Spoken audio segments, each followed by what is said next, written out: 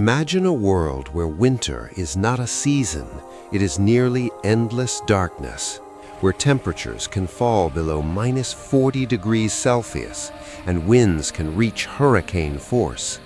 Yet here, life continues. This is Antarctica. And there is one bird that does not escape this winter. It breeds directly within it.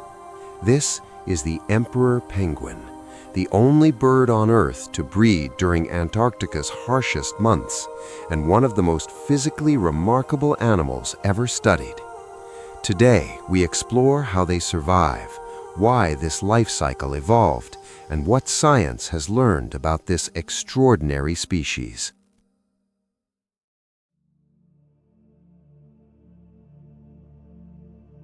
While most animals avoid the Antarctic winter, emperor penguins follow a life cycle that evolved to use it. They travel onto stable sea ice in autumn around April and May, forming large breeding colonies. Each female lays one egg in May or June, then something unique happens. The female returns to the ocean to feed, and the male stays behind, incubating the egg. He balances it carefully on his feet, holding it under a warm brood pouch. Outside, the air can fall far below freezing. Inside, the egg stays near 38 degrees Celsius. Incubation lasts roughly 65 to 75 days. During this time, males depend on fat stored earlier in the year. This strategy is not a conscious choice, it is an evolved survival pattern.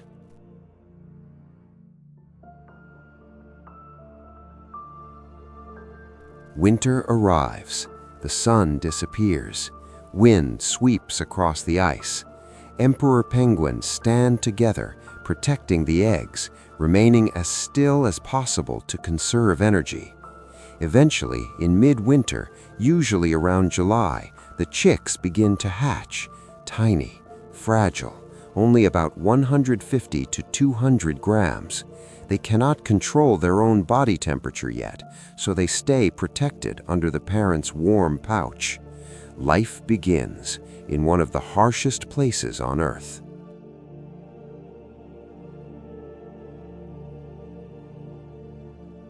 Standing alone in Antarctica would mean losing heat quickly. Emperor penguins do something extraordinary instead. They huddle. Hundreds, sometimes thousands, stand tightly packed together. They reduce exposed surface area. They create a warmer zone inside the group. They also rotate positions. Those on the outer edge move inward. Those inside eventually move outward. Each bird shares warmth and exposure. Scientific studies show this behavior reduces energy loss and helps survival during fasting periods.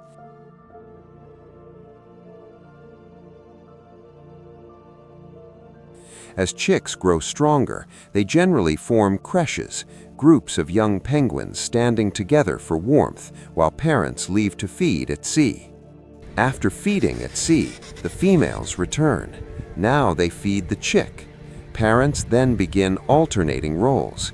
One protects and warms the chick, the other travels to the ocean to hunt. By late winter and spring, chicks usually grow thicker down feathers and begin standing on their own. If sea ice breaks too early, chicks cannot survive. This has been documented in real events.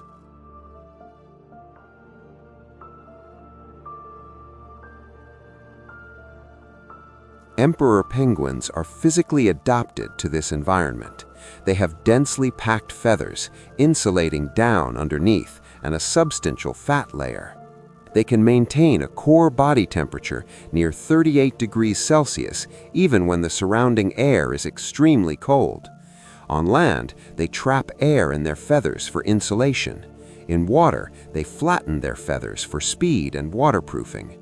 They are also remarkable divers, capable of diving to great depths and staying underwater for many minutes. Their heart rate slows during dives, their blood and muscles store oxygen efficiently, and their physiology supports life in cold ocean waters beneath the ice. These findings come from real scientific measurements.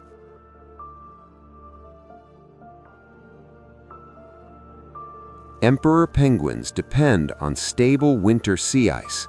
It's their breeding platform and the place their chicks must remain until they are ready to survive independently. Scientists have documented significant sea ice loss in some regions, including events where sudden ice breakup led to widespread chick loss. However, conditions vary across Antarctica. Some regions remain more stable than others. Researchers continue studying how changes in sea ice may affect future populations. Projections exist, but outcomes depend on many interacting factors, and ongoing science remains important.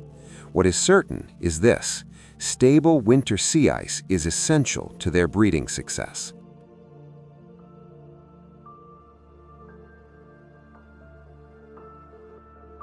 By late spring to early summer, often around December, young emperor penguins generally develop waterproof feathers.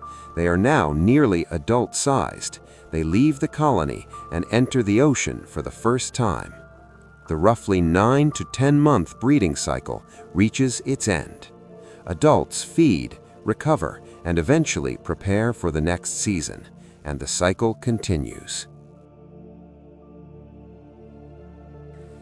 Emperor penguins are not symbols of fantasy. They are evidence of biological adaptation, social cooperation, and resilience. Their survival depends on behavior, physiology, timing, and the stability of their environment.